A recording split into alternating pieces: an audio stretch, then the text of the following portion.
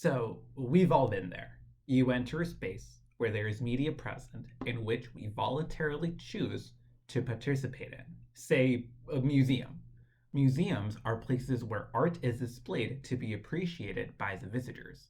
In front of you, a Roscoe painting. Besides you, an everyday museum goer. The phrase, I could have done that, or it's just a bunch of paint splatters on a canvas, ring in your ear. It takes everything for you to move on, to not tell them off. For what you just have witnessed, an everyday person that has the arrogance to believe that they could emulate the energetic marks of a Rothko. And, in fact, they very well could. But Rothko, to his advantage, had years of practice, developing a sensitivity for marks through experimenting with results and material. That is why his paintings are so highly regarded by the art community. Not considering the experience of an artist, or at least the context for when and why their art was made, ignores the nuanced meaning of the work, and also ignores the artist's desire for how the work should be enjoyed, resulting in an incomplete understanding and uninformed criticisms. I know what you're thinking. I don't have all the time in the world to look up every detail about an artist's life just to better understand splatters of paint on a canvas. Well, sometimes gathering context is necessary for being able to fully enjoy the artwork, as important as the conditions of how it's consumed. The categorization of movies, music, and art fill a similar purpose. These labels give us context into how this style of media should be consumed, based on the suggestions from the artist. Similarly, a graffiti tag and the Rothko paintings can both be considered visual art, but each has required its own specific lens for how it's perceived. These are the unspoken rules of media criticism, which is why Anthony Fantano, music critic on the internet, is here to be sentenced for. For the crime of bad media criticism, we will be exploring the ways that Anthony Fantano failed to create a complete review of MIA's album AIM.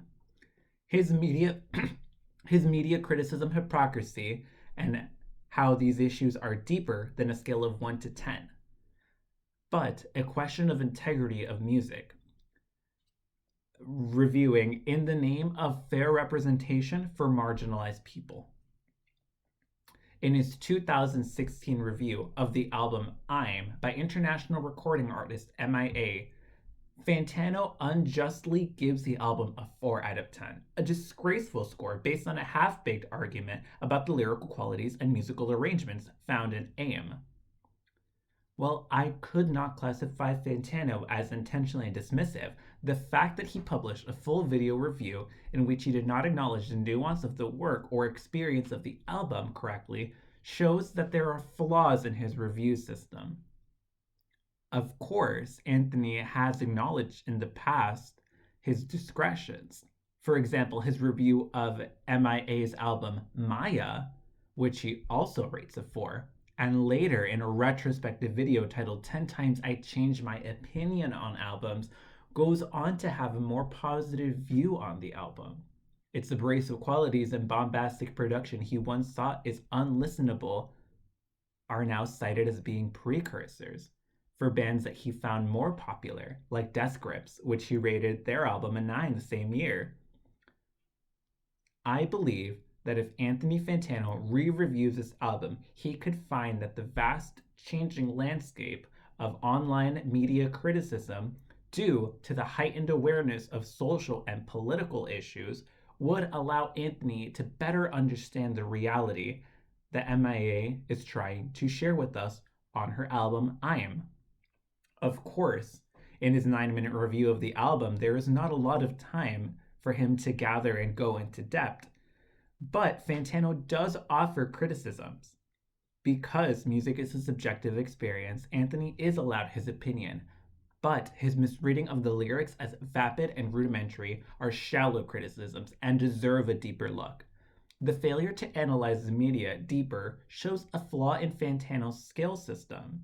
Also, The first is a categorization of the album solely as a listening experience.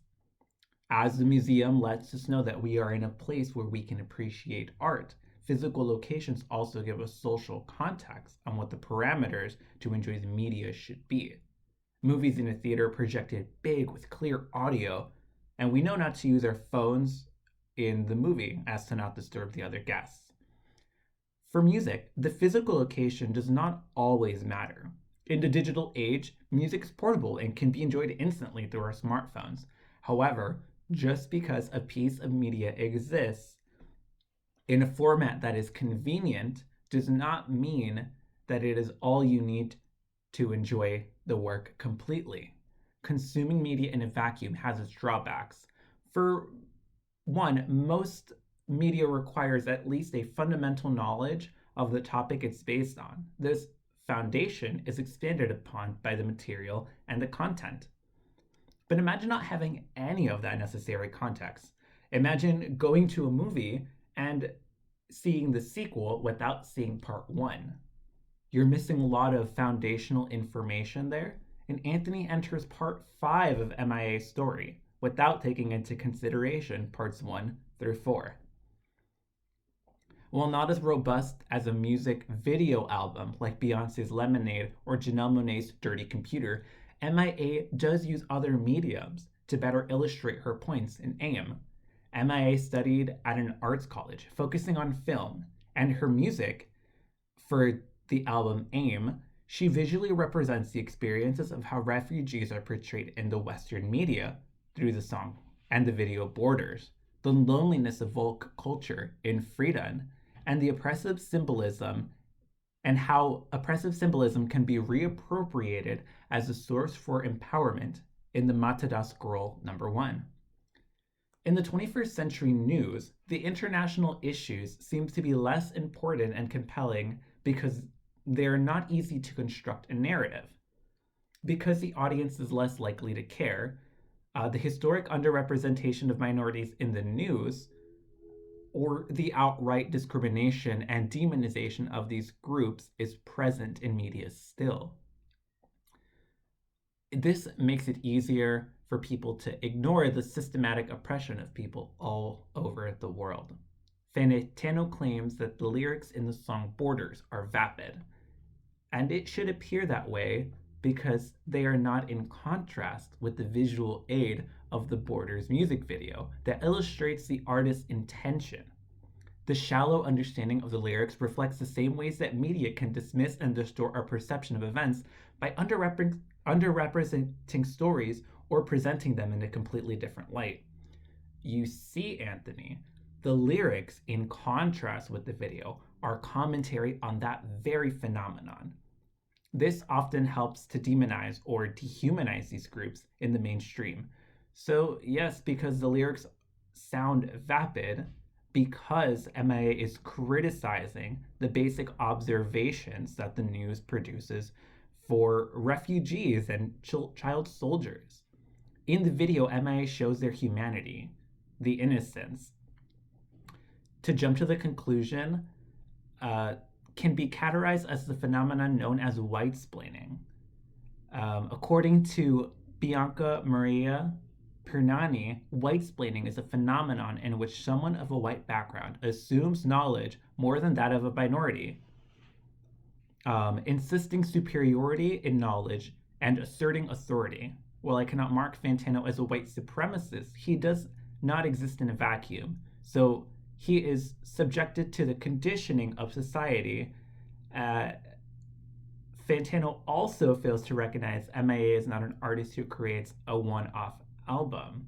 While in a 9-minute video you cannot come to a surface-level observation of the work, if you intend to provide a valid, credible criticism to the life's work of MIA through her album I'm, then you must consume the art in its proper parameters the artist intended it to be engaged with.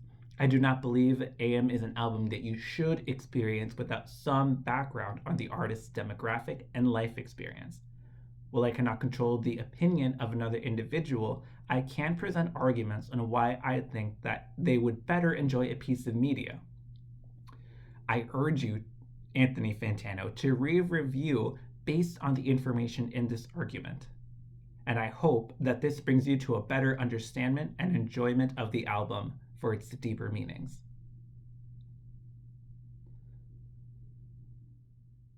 Say whatever.